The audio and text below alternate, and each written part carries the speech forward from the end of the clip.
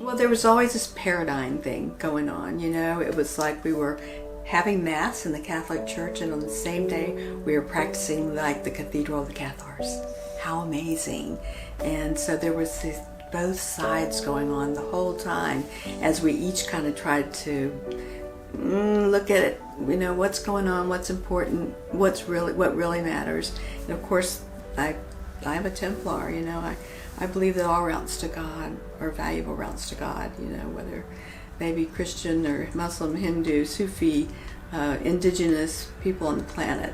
It's all the same to me. And so, you know, it was interesting to watch what unfolded because we had no idea what was going to unfold.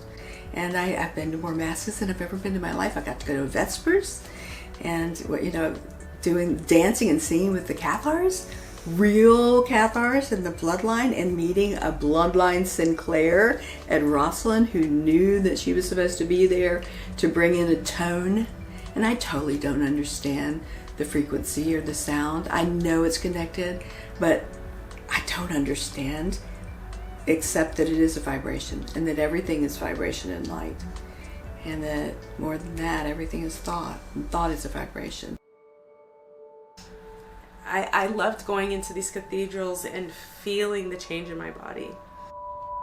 Feeling like sometimes it just hit my heart and I could feel my heart opening and my eyes well up in tears, and or I could feel it in my abdomen at Roslyn. I was very almost nauseous, like dizzy, drunk, nauseous, but it was very in my solar plexus.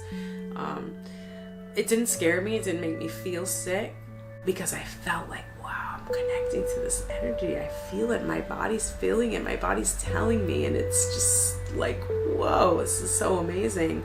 We're walking up to Orleans Cathedral, and the energy is changing so rapidly inside of me, filling me up from the bottom up through my feet, welling up into my solar plexus as I come around the front of this amazing piece of architecture.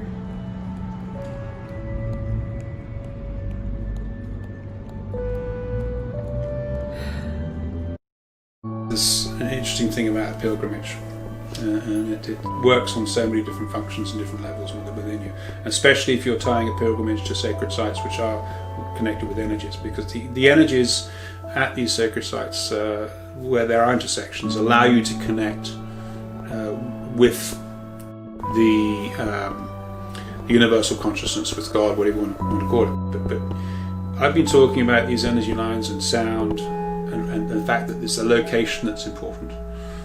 But that's only part of the story.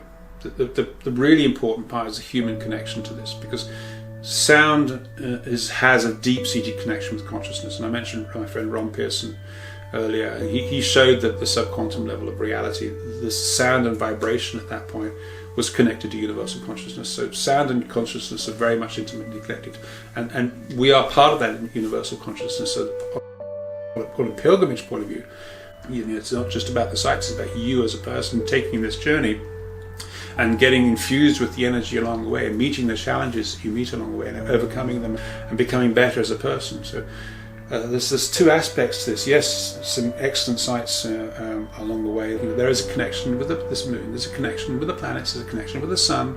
Okay, so we know there's an influence at work. There's a giant cosmic interplay of fields. It's like a collective field of influence. We've got a gravitational field, we've got a vibrational field, we've got an electromagnetic field, and I call them a collective field. So this is happening throughout the universe, throughout all the objects around it. There's a constant interplay of energy that's going on, that's going to have an effect on us. Now, quantum physicists have known about this energy field since the advent of quantum physics itself. Conventional science tells us that we are isolated individuals and that our thoughts are locked inside our heads, that mind equals brain, and that to influence something else, you have to do something physical to it. You know, you have to freeze it, drop it, burn it, or give it a good swift kick, basically. But you can't just influence it through thought. But what we've discovered is that our thoughts are not locked inside our heads, but are trespassers that can affect other people and things. That's not impossible when we start thinking about the latest physics and the latest ideas in science about the fact that we are not separate individuals. We are all part of a giant quantum energy field. We are all connected. That means you can be in San Francisco and someone can be in Paris. You are part of the same world, on the same locality.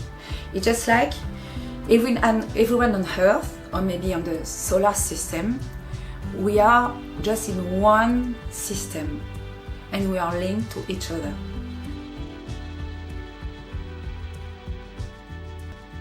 That doesn't take the square root of 1% of the population. It doesn't take hundreds of thousands of people. It's just a group. So that's what I've concluded is size doesn't matter. All you need is a group, any group.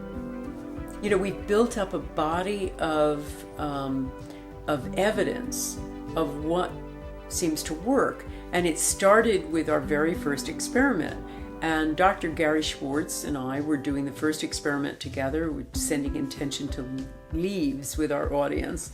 And we thought, let's just do it for 10 minutes because if people haven't meditated before, that's probably about the limit before they get restless. And that's why we started. When it worked, we said, well, let's carry on again for 10 minutes because we're trying to replicate something. And so it went on. So when I started doing Power of 8 groups, I said to people, you power up, as I call it, where you follow the 13 keys and you get into a heart space, you get into a mind space, a heart space, you feel the connection of the group, you do a number of other things, but you hold the actual intention for 10 minutes. That's it. So we found that is extremely powerful. So many people, as I say, who were stage 4 cancer got reversed. People with a young woman with leukemia, we've just heard it's completely gone. It was one 10-minute intention.